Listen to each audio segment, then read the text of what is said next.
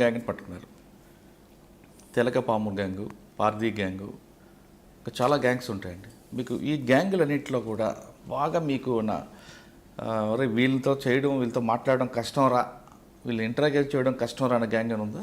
తెలగాపాముల gang ఉంది sir. తెలగాపాముల gang ఏంటంటే sir, అది యాక్చువల్గా బేసిక్గా అంటే వాళ్ళ గురించి నేను చెప్పాలి మీకు. ఇప్పుడు అఫెన్స్ అంటే తెలకపాము అనేది వాళ్ళ ఆరిజిన్ ఎక్కడండి అసలు?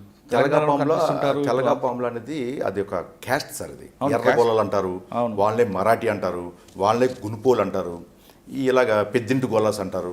అంటే ఆ క్యాస్ట్ నేరస్తుల్ని ఇన్ని రకాలుగా పిలుస్తుంటారు సార్. ఒక్కొక్క ఏరియాలో ఒక్కొక్కలా పిలుస్తుంటారు అనమాట.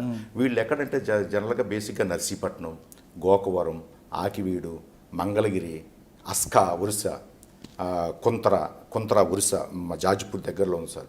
అలాగే బొంజానగర్ అని ఒరిస్సా, ఇలాంటి ప్లేసుల్లో ఆడ్రా వెస్ట్ బెంగాల్, అసన్సోల్ వెస్ట్ బెంగాల్, ఈ ఏరియాల్లో వీళ్ళు ఉంటారన్నమాట. వీళ్ళు ఎక్కడికైనా నేరం చేయాలి, ఒక డెకాయిటీ, వాళ్ళంతా డెకాయిటర్స్ సార్. వాళ్ళు ఎలాగంటే చాలా కరుడుగట్టిన నేరస్తులు అనమాట. వాళ్ళు రావడం, ఒక గ్యాంగు, ఒక 5 నుంచి 10 మంది గ్యాంగ్ వచ్చేస్తారు. వచ్చి ఒక బౌల్డర్ పట్టుకుంటారు. మీరు చెప్పారు కదా అక్కడ, ఒక బౌల్డర్ పట్టుకొని at a time okay shot ఆ లీడర్ ఎవరైతే ఉన్నారో వాడు అటాక్ చేస్తాడనమాట. అతను కొడితేనే ఆ డోర్ ఓపెన్ అవుతుంది, అందరు కొడితే రాదు డోర్. అతను కరెక్ట్గా ఎక్కడ కొట్టాలో అక్కడ కొడతాడు, టక్కున ఓపెన్ అయిపోతే ఇన్మేట్స్ ఎవరు ఉంటారో వాళ్ళు కొట్టేయడం, లేకపోతే పొడవడం, ఏదో మ్యాన్ హ్యాండిల్ చేస్తారు. చేసిన తర్వాత బంగారు ఇచ్చేస్తే పర్వాలేదు, వెళ్ళిపోయి అలా డెకాయిటీలు చేసుకుని వెళ్ళిపోతారు అనమాట. వీళ్ళంతా కూడా ఎంత చేసినా చెప్పరు. మేము పట్టుకోవడానికి అస్కా, బొంజనారు, వీళ్ళు కుక్కలు గిక్కలు అరుస్తుంటాయి కదా సార్. జనరల్గా మేము వెళ్తున్నప్పుడు గ్యాంగ్స్ పట్టుకోవడానికి వెళ్ళినప్పుడు మొత్తం ఒక కాలనీ అంతా వాళ్ళే ఉంటారనమాట.